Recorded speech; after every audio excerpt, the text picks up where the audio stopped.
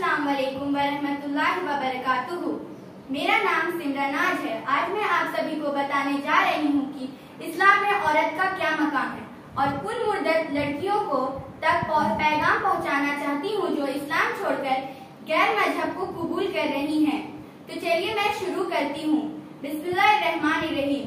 जब किसी के यहाँ बेटी पैदा होती है तो अल्लाह ताला उनके घर फरिश्ते भेजते हैं जो आकर कहते हैं, ऐ घर वालों तुम पर सलामती हो। वो लड़की को अपने परों के साये में ले लेते हैं और उसके सर पर हाथ फेरते हुए कहते हैं, ये कमजोर जान है जो कमजोर जान से आई है। जो इस बच्ची की निगरानी और परवरिश करेगा कयामत तक खुदा की मदद इसके शामिल हाल रहेगी। एक हदीस में आप सल्लल्लाहु अलैहि वसल्लम का इरशाद है कि जो औरत अपने शौहर की ताबेदार हो उसके लिए परिंदे हवा में इस्तगफार करते हैं, मछलियां दरिया में इस्तगफार करती हैं, फरिश्ते आसमानों में इस्तगफार करते हैं और दरिंदे जंगों में इस्तगफार करते हैं। लेकिन दौरे जहालत में औरतों की कोई इज्जत नहीं थी। पैदा होते ही उन्हें जिंदा दफन कर दिया जाता था। उन्हें सिर्फ अपने मर्जी के हिसाब से उनका इस्तेमाल किया जाता था। औरतों पर कई तरह के जुल्म सितम किए जाते थे। औरतें दिन रात मर्दों की गुलामी करती फिर भी उन पर जुल्म सितम किए जाते थे। अल्लाह ने औरतों व मर्दों को बराबर माना है, तभी उन्होंने उन्हें दुनिया में भेजा। लेकिन ये बात दौरे जहालत में किसी को कहाँ समझ में आ रही थी और खुदा को भी ये बर्दाश्त नहीं हो रहा था कि औरतों पर इतने जुल्म हो। इसलिए उन्होंने हमारे प्यारे नबी सल्लल्लाहु अलैहि वसल्लम को भेजा ताकि वह दुनिया में हो रही बुराइयों और औरतों पर हो रहे जुल्म सितम को रोक सके। हमारे प्यारे नबी सल्लल्लाहु अलैहि वसल्लम औरतों के लिए रहमत बनकर आए। उन्होंने औरतों को वो इज्जत दिलाई जिनकी वो हकदार थी। इस्लाम में औरतों को वो हुक्म मुकर्रर हुई जो इस्लाम से पहले किसी मजहब में नहीं थी। फिर भी बहुत से लोगों का मानना था कि बेटियां बोझ है।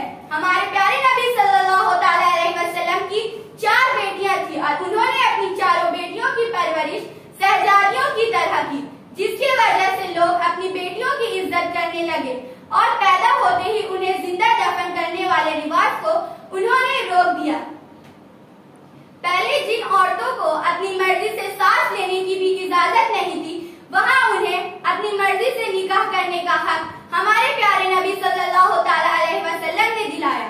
उन्होंने कहा कि लड़कियों का निकाह तब तक न किया जाए जब तक उसकी रजामंदी हासिल न हो और उसका चुप रहना उसकी रजामंदी है।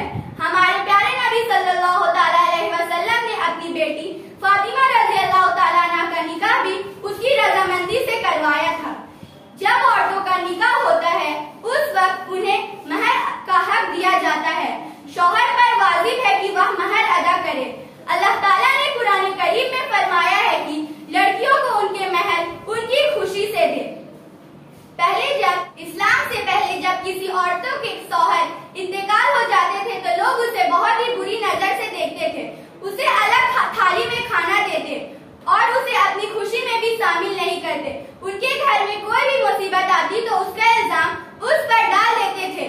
ये सोचो कि उन्हें कितना बुरा लगता होगा। वो भी औरतें थी। अल्लाह ने औरतों व मर्दों को बराबर माना है। उन्होंने हमारे लिए अलग अलग कौम और खानदान को बना दिया ताकि हम एक दूसरे को पहचान सके। इसका मतलब है कि हमें अलग अलग रुतबा और औहदा दिया गया है जिसमें हमें हावी होने का कोई हक नहीं। हमारे प्यारे नबी सल्लल्लाहु अलैहि वसल्लम ने भी एक बेवा औरत से शादी किया जो उनसे उम्र में भी बड़ी थी, जिसकी वजह से मुसलमान मर्दों ने भी बेवा औरत से निकाह करना शुरू किया और फिर से बेवा औरतों का घर बसने लगा। जिन औरतों को अपनी मर्जी से निकाह करने की भी इजाजत नहीं थी उन्हें दोबारा से निकाह करने का हक दिया गया। हमारे प्यारे नबी सल्लल्लाहु अलैहि वसल्लम को अल्लाह ताला ने 4 बेटियां नेमतों के तौर पर दी थी और हमारे नबी बहुत खुश थे कि उनके घर रहमत आई। इस्लाम मजहब में ताकतवर होना, अच्छा दिखना, नमाजी परहेजगार होना, दीन इस्लाम में चलने वाला होना, ये सब एक अच्छे मर्द की निशानी नहीं बताई गई है, बल्कि ऐसे मर्दों को अच्छा बताया गया है जो औरतों की इज्जत करता हो, अपने या दूसरे घर की औरत को गुलाम न समझता हो, औरतों की अल्लाह की रहमत मानता हो और बेटी होने पर अल्लाह से शिकायत न करता हो कि या अल्लाह तूने मुझे बेटी क्यों अता की जबकि मुझे बेटे की जरूरत थी। अल्लाह ताला ने ये भी फरमाया है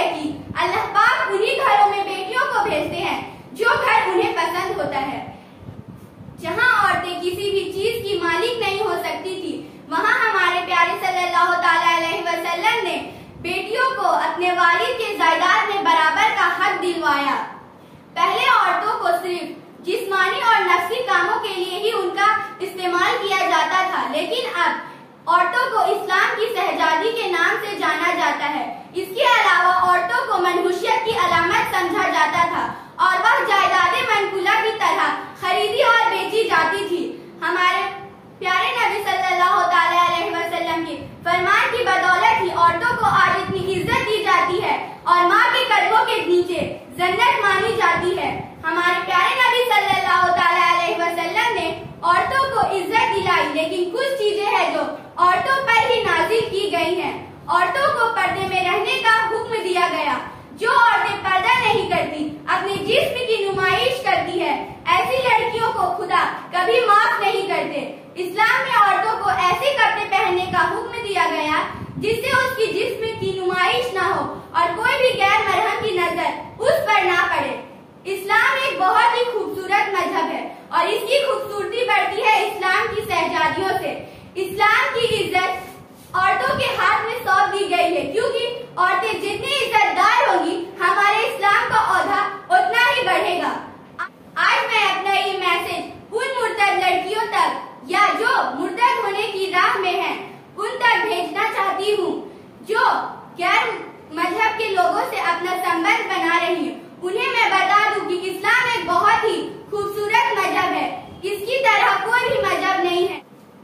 आज वो गुमराही में है, दूसरों की बातों में यकीन कर रही है। उन्होंने कभी भी कुरान शरीफ को खोल कर नहीं देखा और हमारे प्यारे नबी सल्लल्लाहु अलैहि वसल्लम ने जो औरतों को इज्जत दिलाई, ये जानने की भी कभी उन्होंने कोशिश नहीं की, बस दूसरों की बातों में यकीन कर रही हैं।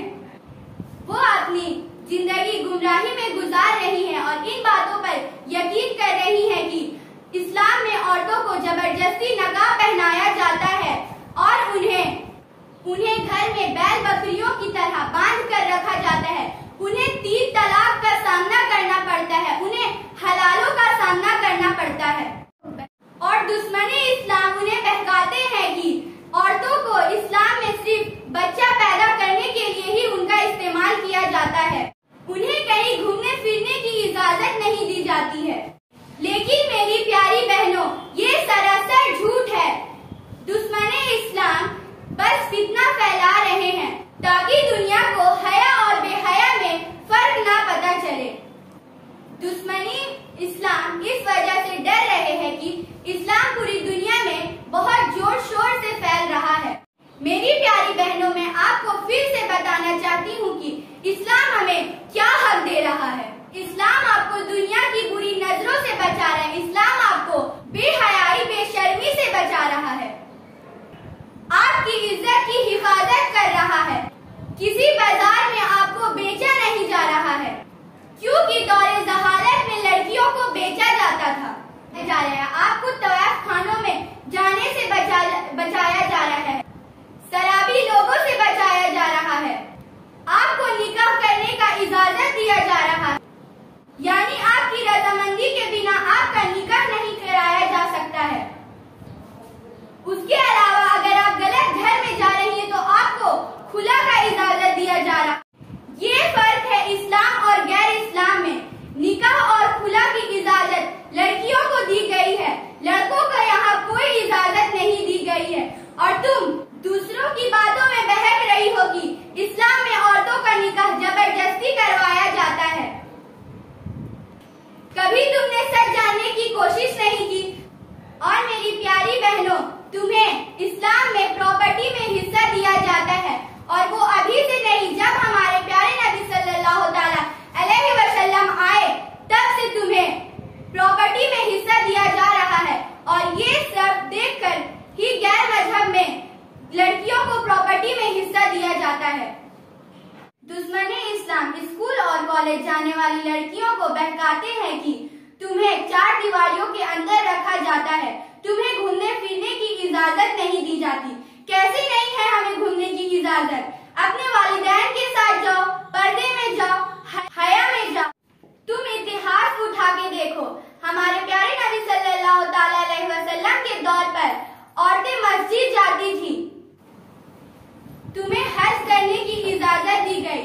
लेकिन कंडीशन यह है कि अपने वालिदैन के साथ जाओ, और अगर दूसरी जगह भी जाओ तो अपने वालिदैन के साथ जाओ, पर्दे में जाओ, इज्जत से जाओ। इस्लाम तुम्हारे लिए सेफ्टी सोचता है। तुम दुनिया की बुराइयों से बच कर जाओ, दुनिया की बुरी नजरों से बच कर जाओ।